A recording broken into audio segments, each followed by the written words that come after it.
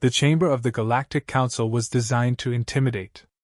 Its vaulted ceilings, vast enough to house a warship, gleamed with the light of captured stars refracted through crystalline walls. Delegations from across the spiral arms filled the tiers, their forms ranging from winged silhouettes to glimmering exoskeletons and translucent giants. Today, none of their attention wandered. All eyes, however alien, were fixed on the colossal figures at the center. The Vroth had come. Their warriors filled the dais, each towering twice the height of a human, their scaled hides shimmering with the cruel sheen of predators that had never known defeat. Heavy armor plates, more ceremonial than necessary, clattered with every move, echoing through the chamber. They were a species bred in conquest, sustained by war, and exalted by the subjugation of weaker civilizations. Their arrival was not unexpected. Their message was inevitable. The alien king stood at their head, draped in regal iron and scarlet banners taken from conquered worlds. His crown, forged from the molten core of a dead planet, was meant to symbolize eternity. His voice, amplified by the council's systems, rolled like thunder across the chamber. "Humanity," he declared, savoring the word as if it were an insect between his fangs. "Your time has ended before it began. You spread like vermin through the stars, weak and loud, daring to touch territories sanctified by the Vroth dominion. You claim colonies, you raise flags, you imagine yourselves as equals among us. No longer." His words met silence, broken only by the shifting of delegates too afraid to protest. The Vroth did not make threats. They made promises carved in fire and corpses. Worlds remembered the Dominion by the smoke that blotted out their skies and the chains that bound survivors. "You will submit. You will pay tribute in resources, soldiers, and obedience. Or you will be extinguished." The decree echoed long after his voice fell. Across the tiers, reactions varied. Some species folded their limbs inward, praying they would not be noticed next. Others watched with fascination, waiting to see if humanity would finally break. Humanity was a curiosity in the council, a latecomer barely a century into interstellar diplomacy. Too fragile to threaten, too stubborn to ignore, too restless to be forgotten. They had endured quietly, expanding cautiously, yet always watching, always listening. Now, the moment of reckoning had come. The alien king swept his gaze across the chamber until it settled on the human delegate. A single figure stood at a modest pedestal, unadorned, unarmored, his presence almost absurd against the martial spectacle of the Vroth. He was not flanked by guards, nor did he wear the flowing robes favored by elder races. His form was slight, almost delicate compared to the towering predators surrounding him. His stillness, however, drew more attention than the roar of the king. "Speak if you have courage," the monarch sneered. "Tell us how your feeble species intends to resist the fate decreed by eternity itself." No answer came. The council waited, breath held in 100 different atmospheres. Yet the human diplomat did not flinch, did not bow, did not answer. He stood motionless, eyes steady, mouth closed. His silence was not submission, and it was not fear. It was something else, something the gathered species could not yet define. The king's grin widened into a snarl. His talons tapped against the arm of his throne, each strike a drumbeat of arrogance. "Too afraid to speak? You come before gods and hope silence will shield you. You shame your kind with this cowardice. Perhaps I should end your existence here and now, and let your ashes carry the message home." Still, the human did not move. Delegates whispered to one another in languages of clicks, pulses, and harmonics. Silence was alien to them. Most species filled the void with sound, dominance displays, or elaborate argumentation. Silence was reserved for the defeated, the broken, the dead. That a human could meet the gaze of the most feared conqueror in the galaxy without uttering a word unsettled them more than any defiance. The king rose from his seat, his bulk shaking the platform beneath him. He approached the human with deliberate steps, each footfall echoing like a hammer. "You think your stillness will protect you? You think I cannot crush you where you stand?" His voice lowered into a growl, intimate and venomous. "You are nothing. And soon your people will be less than nothing." The chamber watched, spellbound, as predator and prey faced one another. Yet there was no trembling in the smaller figure. No plea, no gesture of supplication. The silence deepened, heavy as stone. What began as dismissal grew into something uncanny, and more than one delegate felt the stirrings of unease. The king, certain of his dominance, turned his back on the human, a gesture of absolute contempt. Councillors, you see it yourselves. Humanity offers no words, no fight. Their kind is finished. The silence remained unbroken. And though no words had been spoken, something irreversible had already begun. The king's proclamation should have ended the matter. In the long history of the council, none had dared contest the will of the dominion once voiced in such absolute terms. Entire civilizations had been crushed after such declarations, their records erased, their survivors absorbed into the endless ranks of Roth soldiers. Yet the expected submission never came. The human did not bow, did not plead, and did not even dignify the demand with speech. The silence spread like a contagion through the chamber. It was not the silence of resignation, nor the quiet of despair. It carried an edge, sharp and deliberate, as though the human's very refusal to speak was its own weapon.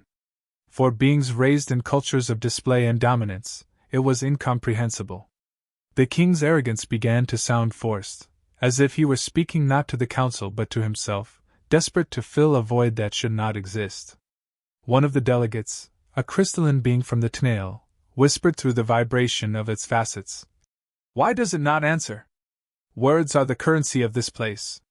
Without them, there is nothing." Others murmured in agreement, but unease colored every voice. Even those who despised humanity found themselves unable to look away from the figure who refused to play by the rules of galactic theater. Human history was poorly understood by most present.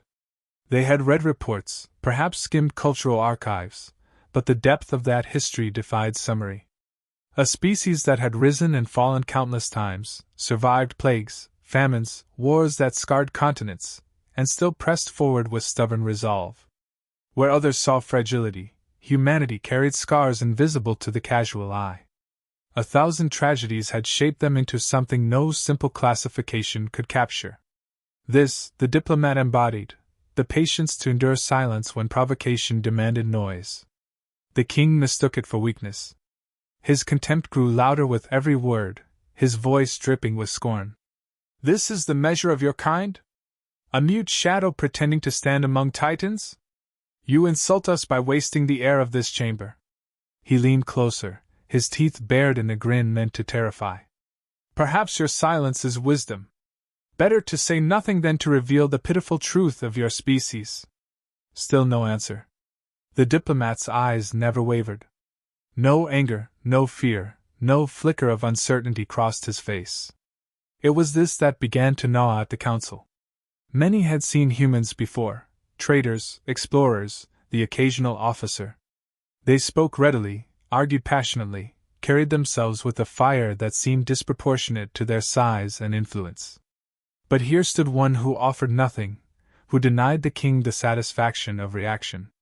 To a species like the Vroth, whose entire philosophy rested on dominance displayed, this was not cowardice. It was insult. The king's fury deepened, yet beneath it a shadow of doubt flickered. He roared again of victories past, of fleets shattered, of planets stripped bare. His soldiers banged their weapons against their armor, filling the chamber with a thunderous rhythm meant to drown out any thought of resistance. Yet even this storm could not break the stillness of the human figure. The contrast grew unbearable, and in that imbalance the council sensed a shift. Among the older races, whispers rose. Some remembered ancient encounters with humanity's earliest ships, fragile vessels piloted by men and women who had crossed the stars with nothing but determination and fragile machines. They had expected those voyagers to vanish into silence, yet humanity had multiplied instead, appearing in unexpected corners of the galaxy, never asking permission, never waiting for approval. Now, as then, they refused to behave as expected. The king finally laughed, though the sound carried strain. "Do you see, councillors? This is what humanity offers you: emptiness, impotence, a void where there should be defiance. They are children playing at diplomacy, and we will teach them the only lesson they can learn." No one answered him. The silence remained. It clung to the walls, seeped into the ears of every delegate, and pressed upon them with a weight no speech could match. The longer it stretched, the more unbearable it became. The diplomat's calm became a mirror. In the king's voice, they heard desperation. In his threats, they sensed overcompensation. And in the human's refusal to speak, they glimpsed a kind of certainty none of them had expected. When the king turned to boast again of the Dominion's supremacy, more than one delegate looked not at him, but at the human. And in their expressions, awe and dread began to mingle. The silence was no longer absence. It had become presence. The tension reached a breaking point, stretched so thin that the faintest action threatened to shatter it. The alien king stood in full dominance, voice thundering through the chamber, certain that no creature alive would dare defy him.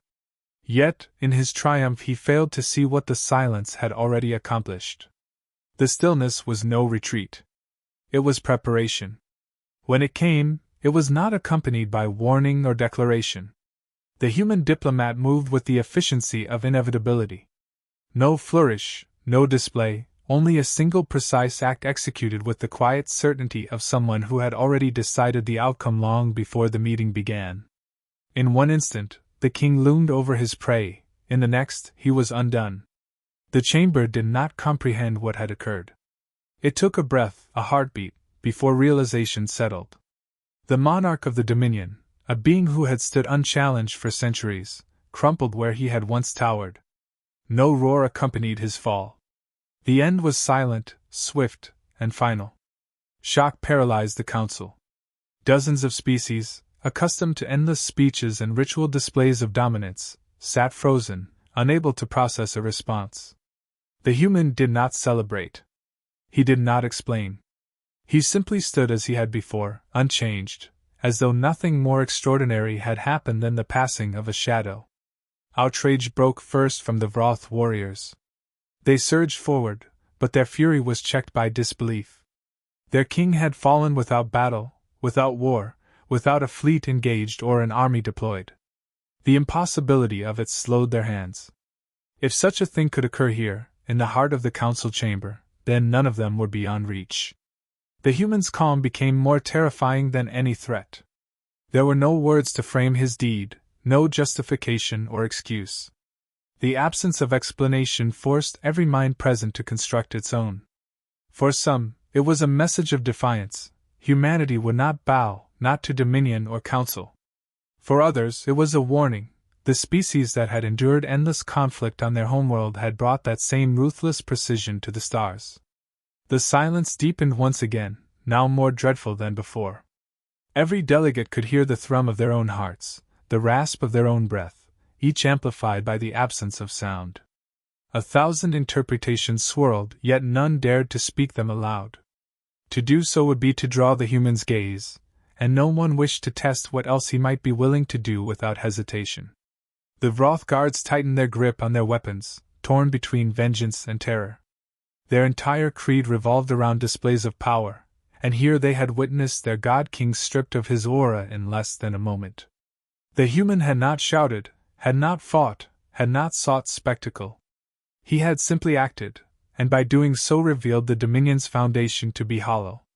Delegates who had once dismissed humanity as fragile now recalculated in silence.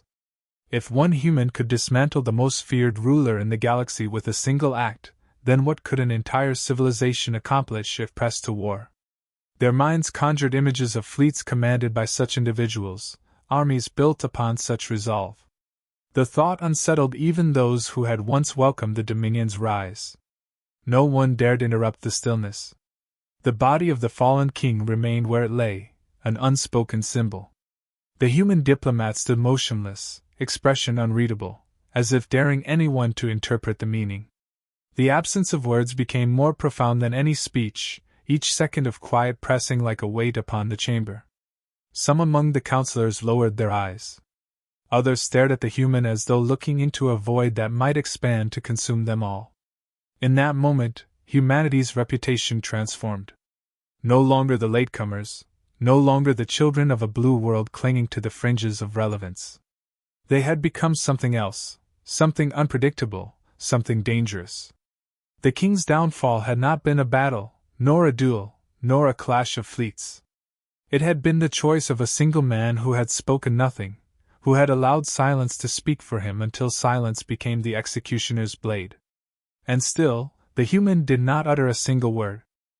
Chaos erupted in the chamber, though no sound could rival the silence that lingered around the human figure. The body of the fallen king lay as an undeniable fact, impossible to dispute, impossible to erase. Delegates spoke in a dozen tongues at once, voices cracking under the weight of panic, disbelief, and fury. The Dominion had been struck at its heart, and the blow had not come from fleets or armies but from a single representative who had done nothing more than act with finality. The raw soldiers moved first, weapons raised, yet they found themselves checked by hesitation. Without their monarch, their command structure faltered. The one who should have ordered their vengeance was already gone, and none wished to be the first to test the measure of the human who had slain him. They growled, threatened, filled the air with the clang of metal and the snarl of teeth, but still they did not advance. Their empire had never prepared them for this kind of defeat. Across the tiers, the council fractured. Some shouted for sanctions, for immediate condemnation of the human act, calling it barbarism beyond all tolerance. Others argued the opposite, that the Dominion's tyranny had been challenged at last, that the king had brought his fate upon himself through arrogance and cruelty. Fear sharpened every voice, because every delegate knew they had just witnessed a precedent. If one human could decide the course of history in a single moment, what might an entire species accomplish when driven by necessity? The human himself offered no answer. He neither fled nor defended himself. He simply remained still, his silence continuing to dominate the chamber even amid the uproar. By refusing to justify his action, he forced others to interpret it. Each interpretation carried weight, each seeded new alliances or enmities. His absence of words was now more potent than any speech, because it left every mind to project its own fears or ambitions onto him. The Dominion's allies began to splinter. Some who had long endured the yoke of the Vroth felt the first stirrings of opportunity. Whispers spread of rebellion, of fractures opening in the great war machine now left without its head. What had seemed eternal only hours before now appeared brittle, and the very foundations of Dominion power shook under the weight of uncertainty. Among other races, the shift was subtler but just as profound. They remembered centuries of intimidation, of bowing to demands and surrendering what the Dominion required. Now, before their eyes, the facade had collapsed. The king had fallen not in battle but in humiliation, reduced to silence by the very species he sought to extinguish. For many, the act became an unspoken promise that humanity could not be bullied as others had been. The counselors who once mocked humanity now measured them with caution. Their fleets were small, their colonies scattered, their worlds vulnerable, but they carried something no empire could quantify. A resolve sharper than metal, a willingness to act decisively where others stalled in debate. The human diplomat embodied that truth, and the fear of it spread faster than fire. Demands for explanation filled the chamber, yet none were given. The human's composure communicated more than any declaration could. His refusal to speak robbed his enemies of arguments to twist, stripped them of justifications to rally against him. They could condemn the act, but they could not deny its result. The Dominion had been weakened at its core, and the Council had been forced to acknowledge humanity in a way no treaty or negotiation could have accomplished. In the absence of clear leadership, smaller powers began to reconsider their place in the balance of the galaxy. Some reached out quietly, weighing whether alliance with humanity might shield them against future threats. Others withdrew, fearful of standing too near a species that could ignite such upheaval without warning. Yet whether in fear or admiration, all were compelled to take humanity seriously. The chamber's uproar eventually dulled into uneasy murmurs. The human had not moved, his silence still heavier than the chaos that had surrounded him. Without lifting a weapon against the council, without raising his voice, he had shifted the order of power. The king's corpse remained as testimony, a symbol no delegate could ignore. What had begun as the Dominion's show of strength had ended as humanity's emergence from obscurity. And though no one knew what would come next, every species present understood that nothing would ever return to what it had been. The balance of fear had shifted. Humanity, once overlooked, now stood at the center of it, not by conquest of territory, but by the deliberate and merciless execution of one act that had rewritten the rules of survival. Years passed, yet the memory of that day never dulled. The image of the Dominion King's body lying lifeless in the council chamber became etched into the consciousness of the galaxy, retold across worlds and generations. What had been witnessed was not merely the death of a ruler but the collapse of certainty. The Dominion, once believed untouchable, had been stripped of its myth by the act of a single human who never uttered a word. The Empire fractured almost immediately. Rival claimants tore at one another, fleets that had once swept across the stars now turned inward in a struggle to decide succession. Systems that had been held in fear began to slip away, revolts rising where submission had been absolute. The Dominion's power remained formidable, but the aura of inevitability was gone. Every time their generals promised triumph, whispers reminded soldiers of the day their king had fallen without battle. Doubt spread deeper than any rebellion could. Within the council, the legend grew. Delegates who had once dismissed humanity as insignificant now spoke their name with unease or admiration. Some embellished the tale, claiming the human diplomat wielded ancient weapons or knowledge hidden from others. Others insisted no tool was used at all, only a precision of action that defied belief. The truth mattered less than the perception. Humanity was no longer overlooked. Every negotiation, every treaty, every alliance thereafter carried the shadow of that silence. To the younger races, humanity became a symbol of defiance. They studied their history, the endless cycles of conflict and endurance, the way humans had thrived on a hostile world by sheer resilience. Many who had once been oppressed began to see hope in aligning with a species that had proven it could confront power without bending. For the first time, the Council had to account for voices that rallied not to the Dominion but to the humans who had faced them without words and prevailed. The Diplomat himself faded into obscurity. His name was seldom recorded, his appearance never described in detail, as if the galaxy had collectively decided he was less a man than an idea. Some claimed he vanished after the act, returning to Earth without ceremony. Others said he remained within the machinery of diplomacy, guiding decisions in silence. None could prove their version, but all agreed that the mystery only strengthened the story. A man who could shatter an empire without speaking did not need recognition. His anonymity became part of the power. Alien cultures retold the event in their own ways. To some, it was a warning about human unpredictability, a reminder to never provoke them beyond necessity. To others, it was an inspiration, proof that dominance could be broken by will alone. Even in systems that had never seen a human, children grew up hearing the tale of the quiet figure who stood against the king and ended him with nothing more than resolve. The lesson was clear: underestimate humanity at your peril. For humanity itself, the consequences were profound. Their fleets were still modest, their colonies still vulnerable, yet the perception of fragility was gone. Rivals approached with more caution, allies treated them with more seriousness, and enemies thought twice before issuing threats. It was not raw power that earned this shift but the recognition that humans carried a quality others could neither predict nor counter. They would act decisively, without warning, and without the need for justification. The Council's archives marked that day as a turning point. Political historians argued whether it was the end of Dominion supremacy or the birth of humanity's true place among the stars. Soldiers who studied it found in the act a lesson in psychological warfare more devastating than any bombardment. Diplomats treated it as proof that presence and silence could outweigh endless debate. The implications reached every corner of civilization. And always, the memory returned to the stillness of that moment. The absence of words, the calm that preceded the act, and the quiet after it was done. More than fleets or armies, more than wealth or technology, it was that silence that reshaped the galaxy. It became the emblem of humanity's nature, unassuming on the surface, but carrying within the capacity to strike with precision when provoked. Generations later, when scholars recited the events of that council meeting, they often ended with the same reflection: other species demanded obedience, shouted their dominance, filled the void with endless noise.